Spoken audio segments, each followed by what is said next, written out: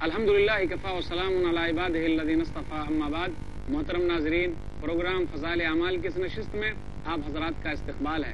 अस्सलामु अलैकुम व रहमतुल्लाहि व बरकातुहू। आज की नशिस्त का मौजू है ज़बान की हिफाजत।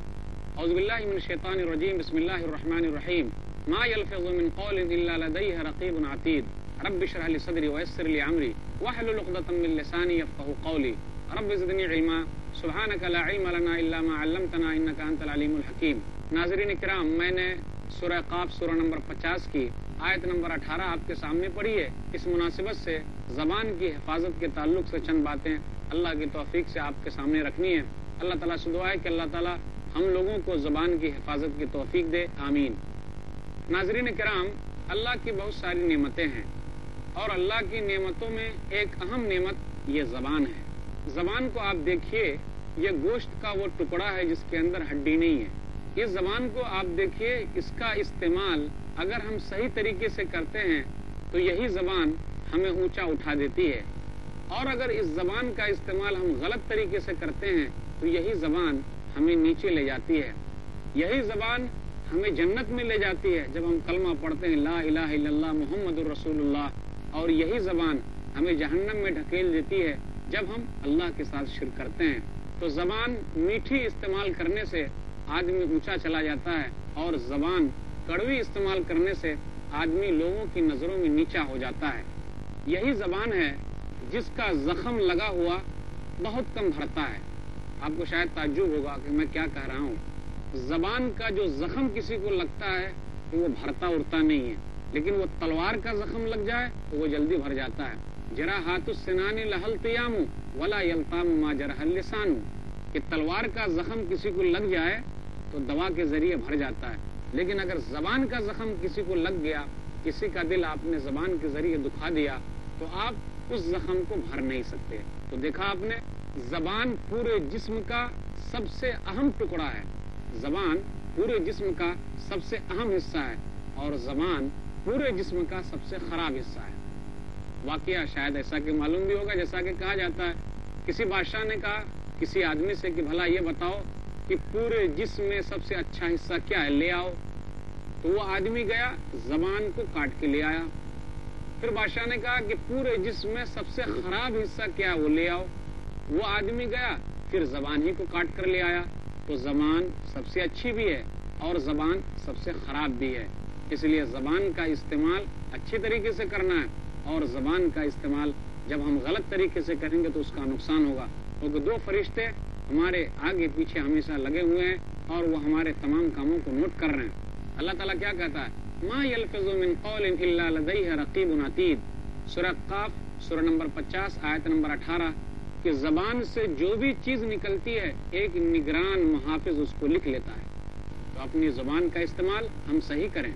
अल्लाह ताला ने इरशाद फरमाया, या अय्युहल्लज़ीना आमनुत्तक़ुल्लाह व क़ूलू क़ौलन सदीदा युस्लिह लकुम अमालकुम व यग़फ़िर लकुम ज़ुनूबकुम व मन युति'िल्लाह व रसूलहु फ़क़द फ़ाज़ फ़ौज़न अज़ीमा। सूरह अहज़ाब सूरह नंबर 33 आयत नंबर 70 और आयत नंबर 71। क्या कहा अल्लाह ने, ऐ ईमान वालो, अल्लाह से डरो और दुरुस्त बात कहो। यानी अपनी ज़बान से जो भी बात निकले बिल्कुल मोतियों की लड़ी की तरह हमारे सामने आए, लोगों के सामने आए और किसी का दिल न दुखे। दुरुस्त बात कहो। जब हम अपनी ज़बान से दुरुस्त बात निकालेंगे तो अल्लाह ताला हमारे हालात को दुरुस्त करेगा। युस्लिह लकुम अमालकुम व यग़फ़िर लकुम ज़ुनूबकुम, अल्लाह ताला तुम्हारी हालतों को दुरुस्त कर देगा और तुम्हारे गुनाहों को माफ़ फरमाएगा। इसलिए कहा जाता है कि यही ज़बान है जो आदमी के लिए क्या क्या न करा दे, और यही ज़बान है उसके गलत इस्तेमाल से आदमी को कहाँ कहाँ न ढकेल दे। ज़ुबान शीरी मुल्क गिरी, ज़ुबान टेढ़ी मुल्क बाका, एक मक़ूला है। अच्छी ज़बान रहे, आदमी की मीठी ज़बान रहे तो वो हुकूमत कर सकता है, और अगर वो ज़बान टेढ़ी हो गई तो वो फिर उसका कोई दोस्त न होगा। ज़ुबान ही हाथी चढ़ावे, ज़ुबान ही उम्र कटवा दे। यही ज़बान है जिसकी वजह से आदमी ऊंचा जाता है, और यही ज़बान है जिसके गलत इस्तेमाल की वजह से आदमी कहीं कट जाता है। जब किसी की ज़ुबान समझ में ना आए तो हम कहते हैं, ज़ुबान यार मन तुर्की व मन तुर्की नमी दानम, कि यार की ज़बान तो तुर्की है और मैं तुर्की नहीं जानता। तो इसलिए हमारे लिए ज़रूरी है कि हम अपनी ज़बान का इस्तेमाल, जो अल्लाह ताला ने ये गोश्त के टुकड़ा जो हमको दिया है, ये सबसे ख़राब भी है, सबसे अच्छा भी है, उसका इस्तेमाल सही तरीके से करें।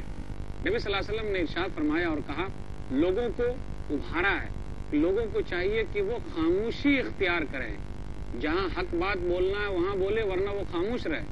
سنن ترمذی کتاب صفت القیامہ کتاب نمبر 35 حدیث نمبر 2501، نبی صلی اللہ علیہ وسلم نے کیا کہا؟ من صمت نجا، جو آدمی خاموش رہا وہ آدمی نجات پا گیا۔ نبی صلی اللہ علیہ وسلم نے اور بھی ابھارا اور لوگوں سے کہا، لوگوں کو چاہیے کہ وہ درست بات کہے یا خاموش رہے۔ صحیح بخاری کتاب الادب کتاب نمبر 78 حدیث نمبر 6018، من کان یؤمن باللہ والیوم الآخر فلا یؤذی جارہ، جو آدمی اللہ پر اور آخرت کے دن پر ایمان رکھتا ہے اس کے لیے ضروری ہے کہ وہ اپنے پڑوسی کو تکلیف نہ دے۔ ومن کان یؤمن باللہ والیوم الآخر، اور جو اللہ پر اور آخرت کے دن پر ایمان رکھتا ہے، فلیکرم ضیفہ، تو اس کے لیے ضروری ہے کہ وہ مہمان کی مہمان نوازی کرے۔ نبی نے کہا، ومن کان یؤمن باللہ والیوم الآخر فلیقل خیرا او لیصمت، جو اللہ پر اور آخرت کے دن پر ایمان رکھتا ہے اس کے لیے ضروری ہے کہ وہ درست بات کہے یا خاموش رہے۔ اب یہاں غور کیجئے، کیوں ایسا کہا جا رہا ہے کہ آدمی درست بات کہے اور خاموش رہے؟ درست بات بولے ورنہ وہ خاموش رہے، کیونکہ خاموشی میں نجات ہے۔ لیکن وہاں خاموش نہیں رہنا ہے جہاں حق بات کو دبایا جا رہا ہے، حق بات کو وہاں ذکر کرنا ہے، حق بات کی گواہی دینی ہے، وہاں خاموشی صحیح نہیں ہے۔ بلکہ آدمی کے سامنے اگر برائی ہو رہی ہو تو اس کے لیے ضروری ہے کہ پہلے ہاتھ سے روکے، ضروری ہے زبان سے روکے، ورنہ اخیر صورت تو یہ ہے کہ دل میں برا جانے۔ کیا کہا نبی صلی اللہ علیہ وسلم نے؟ تم میں کا کوئی بھی آدمی جب برائی دیکھے تو اپنے ہاتھ سے روکے۔ فَإِن لَمْ يَسْتَطِعْ فَبِلِسَانِهِ، اگر طاقت نہیں رکھتا زبان سے روکے۔ دیکھا آپ نے زبان کی کتنی بڑی اہمیت ہے۔ اور اگر اس کی بھی طاقت نہیں رکھتا فَبِقَلْبِهِ، تو دل سے برا جانے۔ وَذَلِكَ أَضْعَفُ الْإِيمَانِ، اور یہ ایمان کا انتہائی کمزور درجہ ہے۔ ہم میں سے بہت سارے لوگ ایسے بھی ہوتے ہیں جو زیادہ باتونی ہوتے ہیں، وہ لوگوں کو ہنساتے رہتے ہیں اور وہ بھی خوش ہوتا ہے کہ جی میں تو ہنسا رہا ہوں۔ تو کیا کرے گا؟ جب کوئی بات اس کے پاس نہیں آئے گی تو وہ ہنسانے کے لیے مختلف طریقے اپنائے گا، بہت ساری چیزیں ادھر سے ادھر جوڑے گا، بہت ساری چیزوں کو وہ لائے گا، تو وہ حقیقت کے خلاف چلا جائے گا، پھر وہ لوگوں کی غیبت کرنے لگے گا۔ بہت سارے لوگوں کو غیبت کرنے میں بہت مزہ آتا ہے۔ یہ زبانی تو ہے جو غیبت کروا رہی ہے، یہی زبانی تو ہے جس کا استعمال چغل خوری کے لیے ہو رہا ہے، یہی زبانی تو ہے جو کس طریقے سے ہم کو مروا دے گی اگر ہم غیبت کریں گے۔ کسی بھائی کی برائی کریں گے تو گویا کہ ہم اپنے مردار بھائی کا گوشت کھاتے ہیں۔ میں کہنا چاہتا ہوں، کیا ہم میں سے کوئی ہے جو اپنے مردار بھائی کا گوشت کھائے؟ کوئی نہیں ہے جو اپنے مردار بھائی کا گوشت کھائے گا۔ لیکن افسوس کی بات ہے، کوئی بھی آدمی ہو، چاہے وہ پڑھا لکھا ہو یا جاہل ہو، آدمی غیبت کی بیماری میں مبتلا ہے، اپنے مردار بھائی کا گوشت کھا رہا ہے۔ ہم جانتے بوجھتے بھی مردار بھائی کا گوشت کھا رہے ہیں۔ غیبت کرنا، اپنے مردار بھائی کا گوشت کھانا، تو یہ زبان ہی کے ذریعے تو ہوا، زبان کے غلط استعمال سے ہوا، جس سے ہمیں منع کیا گیا ہے کہ آدمی کو زبان غلط چیزوں میں استعمال نہیں کرنی چاہیے۔ خاموش رہنے کے لیے کہا گیا، کیونکہ خاموش نہیں رہیں گے تو بہت ساری چیزیں آ جائے گی جو صحیح نہیں رہے گی، ہم اس کے بارے میں بولتے رہیں گے۔ نبی صلی اللہ علیہ وسلم نے ایک مرتبہ سوال کیا، اتدرون ما الغیبہ، تم لوگ غیبت جانتے ہو؟ غیبت کیا چیز ہے؟ صحابہ نے کہا، اللہ کے رسول آپ زیادہ جانتے ہیں، اللہ تعالیٰ جانتا ہے۔ نبی صلی اللہ علیہ وسلم نے کہا، ذکر کو اخاک بما یکرہ، کہ تو اپنے بھائی کو یاد کر اس طریقے سے کہ تیرا بھائی اس چیز کو ناپسند کرتا ہے۔ یعنی ہم اپنے بھائی کی بات کسی دوسرے بھائی کے پاس جا کر کریں، اس کا ذکر کریں کہ فلاں ایسا ہے، فلاں ایسا ہے۔ وہ بھائی جب ناپسند کرتا ہے تو یہ غیبت ہے۔ صحابہ میں سے کسی آدمی نے یہ کہا، اللہ کے رسول اگر وہ برائی اس بھائی کے اندر موجود ہے تو؟ کہا اگر برائی اس کے اندر موجود ہے تو یہی غیبت ہے، اور اگر برائی موجود نہیں ہے پھر بھی تو دوسرے کے پاس جا کے کہتا ہے تو یہ تو بہتان ہو گیا، یہ اس کے اوپر تہمت لگانا ہو گیا، اور یہ تہمت کی سزا بہت سخت ہے۔ تو گویا کہ ہم کسی دوسرے کے سامنے کسی بھائی کے بارے میں کچھ بھی بیان کرتے ہیں جو بھائی ناپسند کرتا ہے تو ہم غیبت کر رہے ہیں۔ ایک جملہ ہم نے نکالا، فلاں ایسا ہے، فلاں کے ساتھ ایسا ہوا، فلاں نے ایسا کیا، یہ چیز غیبت میں داخل ہے۔ اس لیے منع کیا گیا لوگوں کو کہ لوگ ایسے نہ رہیں۔ آپ کو معلوم ہے یہ زبان کس طریقے سے ہمارے لیے نقصان دہ ہے جب ہم غیبت کریں گے۔ حدیث کے اندر آیا، سنن ابی داؤد کتاب الادب کتاب نمبر 40 حدیث نمبر 4878، نبی صلی اللہ علیہ وسلم کو آسمان پر بلایا گیا آپ صلی اللہ علیہ وسلم کو جنت اور جہنم کا منظر دکھایا گیا تو جہنم میں آپ نے کیا دیکھا؟ آپ نے دیکھا کہ چند لوگ ایسے ہیں جن کے ناخن پیتل کے ہیں اور وہ اپنے چہرے کو اور اپنے سینے کو نوچ رہے ہیں۔ محترم ناظرین، پروگرام کا سلسلہ چلتا رہے گا، پھر ملیں گے انشاءاللہ تھوڑے سے وقفے کے بعد۔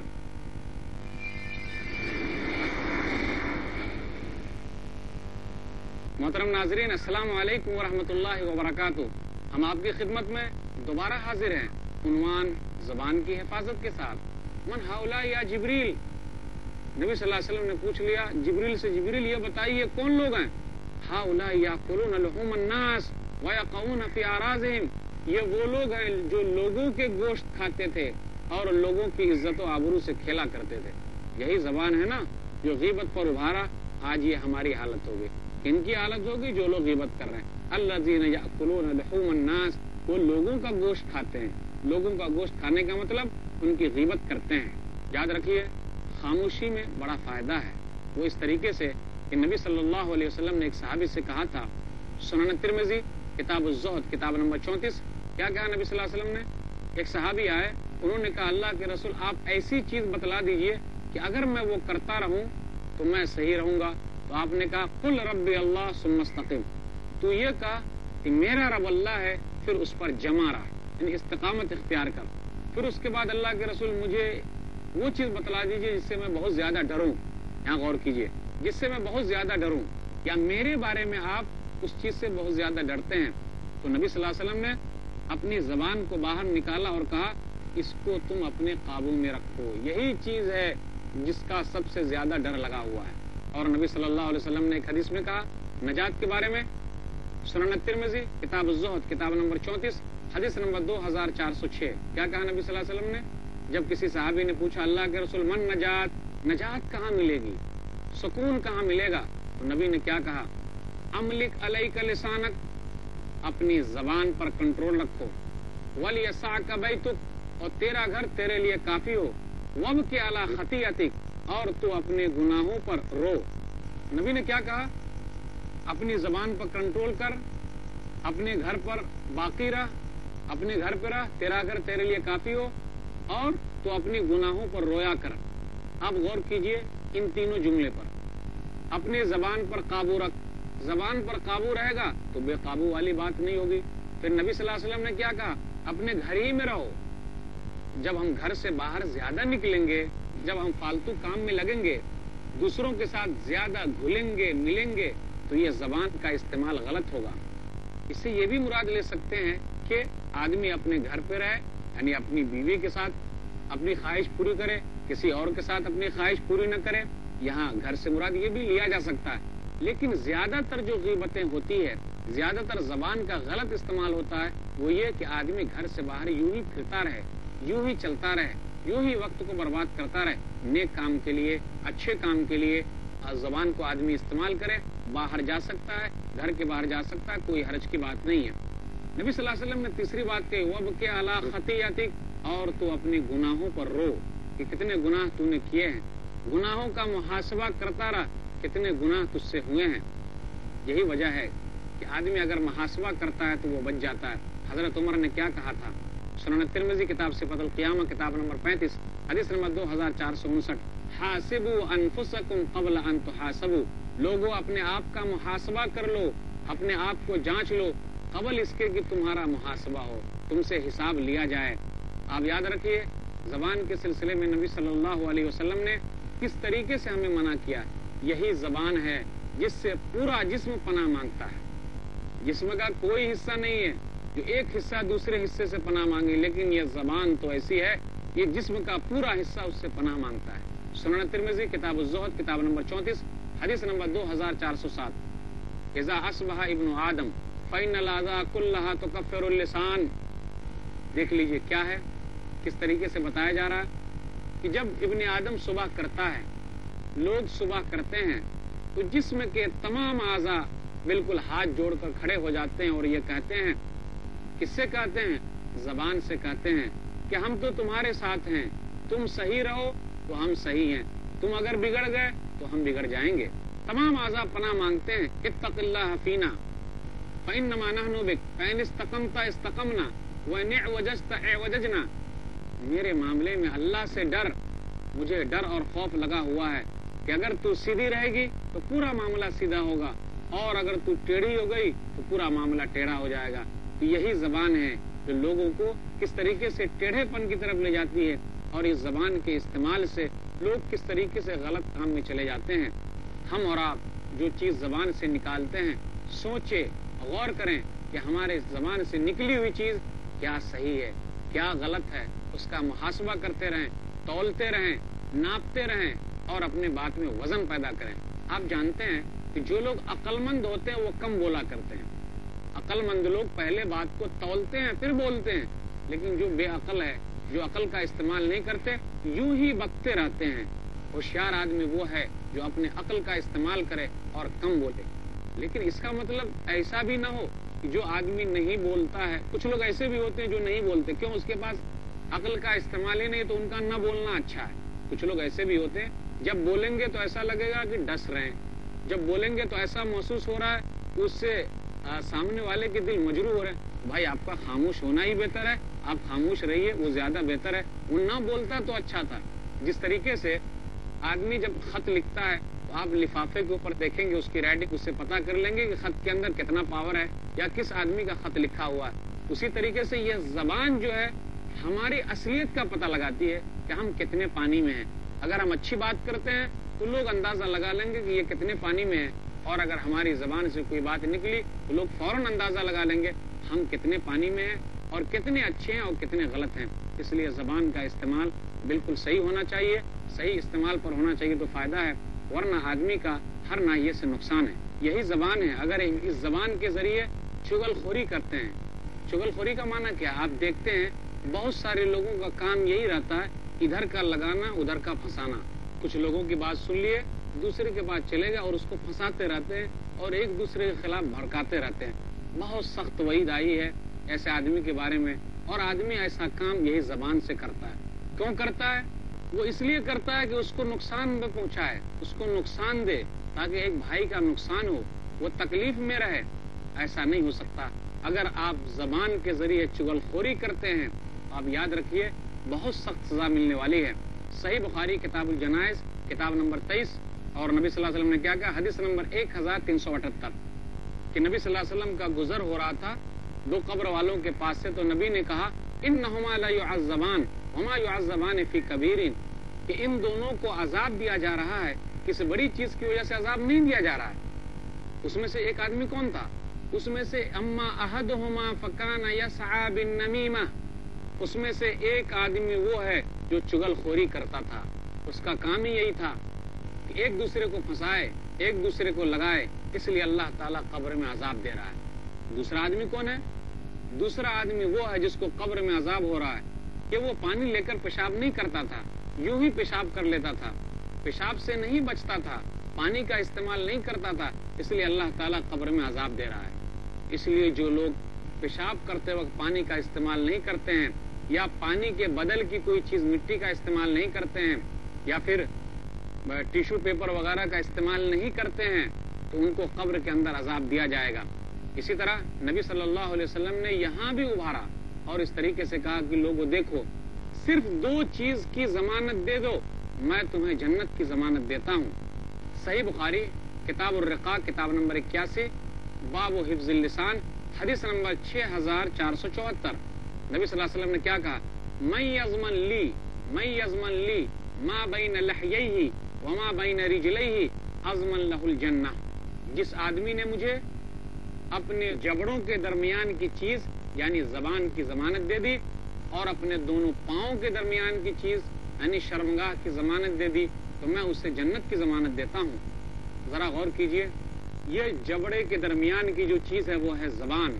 وہ گوشت کا ایک ٹکڑا ہے جس کے لیے نبی صلی اللہ علیہ وسلم ہم لوگوں کو جنت کی بشارت سنا رہے ہیں کہ اگر کوئی آدمی اس پر کنٹرول کر لیتا ہے اور اس کا صحیح استعمال کرتا ہے، کیونکہ اسی کی وجہ سے نقصانات زیادہ ہوتے ہیں، تو آدمی کو نبی صلی اللہ علیہ وسلم کی طرف سے جنت کی گارنٹی ہے. اور زبان ہی کے ذریعے تو پورے معاملات آگے بڑھتے ہیں، اور زبان ہی کی بات چیت ہوتی ہے. اور آدمی چلا جاتا ہے اس ناحیے پر کہ وہ برائی کا ارادہ کرتا ہے۔ جب بات آگے بڑھی تو آگے کیا ہوا، زنا تک نوبت آ گئی، تو نبی صلی اللہ علیہ وسلم نے کیا کہا، من یضمن لی ما بین لحییہ وما بین رجلیہ اضمن لہ الجنہ، جو آدمی مجھے دو جبڑوں کے درمیان کی چیز یعنی زبان اور دو پاؤں کے درمیان کی چیز یعنی شرمگاہ کی ضمانت دے دے، میں اسے جنت کی ضمانت دیتا ہوں۔ ہم اور آپ جب آپس میں بات چیت کرتے ہیں تو یہ سوچتے نہیں کہ یہ بات کہاں جا کے لگے گی۔ ہم اور آپ جب بات کرتے ہیں تو یہ سوچتے نہیں کہ ہماری زبان سے نکلی ہوئی چیز کتنی فائدہ مند ہے، ہماری زبان سے نکلی ہوئی چیز کتنی نقصان دہ ہے۔ آپ غور کیجئے، نبی صلی اللہ علیہ وسلم نے ارشاد فرمایا اور کیا کہا، صحیح بخاری کتاب الرقاق کتاب نمبر 81 باب حفظ اللسان، ان العبد لیتکلم بالکلمہ من رضوان اللہ، ایک آدمی ہے، ایک بندہ ہے، اپنی زبان سے ایک کلمہ نکالتا ہے اللہ کی خوشنودی کے لیے، یعنی اس کی زبان سے کوئی چیز اچھی نکل گئی لیکن اسے احساس بھی نہیں ہوتا کہ اس کی زبان سے اچھی چیز نکلی ہے، لیکن اللہ تعالیٰ اس کی وجہ سے اس کے درجات کو بلند کرتا رہتا ہے۔ اور ایک بندہ ہے اپنی زبان سے ایک ایسی بات نکالتا ہے جو اسے احساس بھی نہیں ہوتا، جس سے اللہ کی ناراضگی ہوگی، اس کے ذریعے کیا نقصان ہوتا ہے، اس کا ٹھکانہ جہنم کی طرف ہو جاتا ہے۔ اس لیے زبان کا استعمال صحیح ہو۔